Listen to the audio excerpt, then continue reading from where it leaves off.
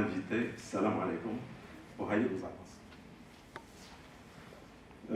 Avant de commencer ma présentation, qu'on doit lancer tout de suite, d'abord je tiens à exprimer au nom du département et au nom des professionnels de la pêche maritime mes sincères remerciements à son Excellence, Monsieur l'ambassadeur du Japon au Maroc, de nous avoir honorés par sa présence, ce qui témoigne l'importance de la contribution effective du gouvernement japonais et de son peuple au développement socio-économique de notre pays, dans le cadre de l'excellente relation de coopération qui existe entre le Maroc et le Japon. Notre région Souss-Messa accapare plusieurs projets structurels de la pêche maritime, financés ou cofinancés par le gouvernement japonais. J'en cite, entre autres, il y a le village de pêcheurs Imsuen, qui a été construit par le Japon, des bateaux de recherche scientifique, le centre de valorisation des produits de la pêche, l'Institut supérieur de pêche maritime, et ainsi de suite. Et en plus du développement des compétences humaines à travers son programme de formation de la JICA, l'Agence japonaise de coopération internationale, et j'avais la chance de bénéficier de ce programme, ce qui m'a permis de découvrir un prestigieux pays, une nation de renommée internationale en matière de rigueur, de ponctualité, d'altruisme et de civisme. Donc, toute notre gratitude et reconnaissance au gouvernement japonais. Mes remerciements également à l'Association marocaine de planification familiale, sous la présidence d'honneur, Son Altesse Royale, la Princesse Lena et la Fédération internationale du planning familial pour les efforts louables et actions solidaires et humanitaires au profit des familles vulnérables et en situation précaire. Et aussi d'avoir choisi notre région pour abriter ce projet, une première au niveau national, qui aura sans doute un impact positif sur la population des marins pêcheurs. Mes salutations à Madame la Présidente déléguée, Dr Latifa Jami, et Madame Fadwa Benkhita, à qui je souhaite plein succès dans sa nouvelle nomination, qui honore le Maroc, du fait que ce projet a abouti suite à une simple visite de courtoisie dans mon bureau, donc de ces deux grandes dames.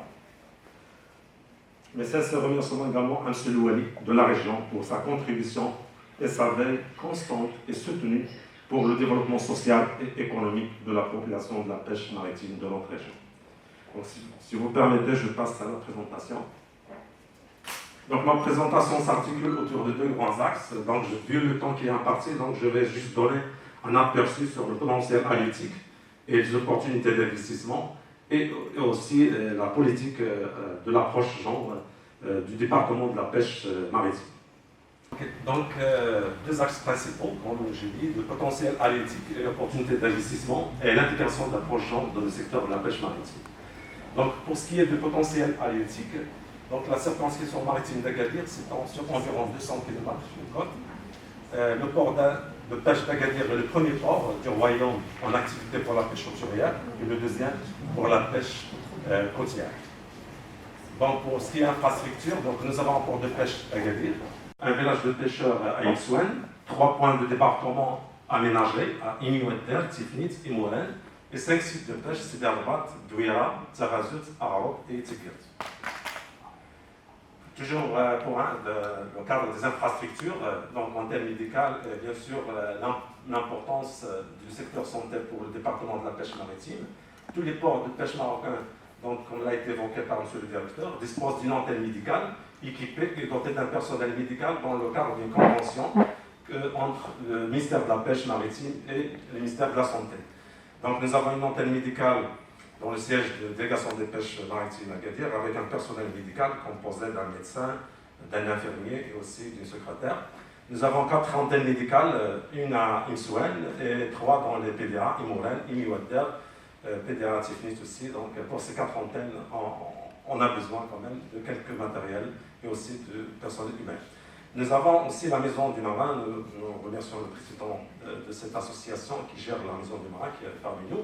Donc sa construction a été cofinancée par la Fondation Mohamed VI et inaugurée par Sa Majesté le roi Mohamed VI, que Dieu l'assiste, pour vous montrer l'importance que Sa Majesté accorde à cette population.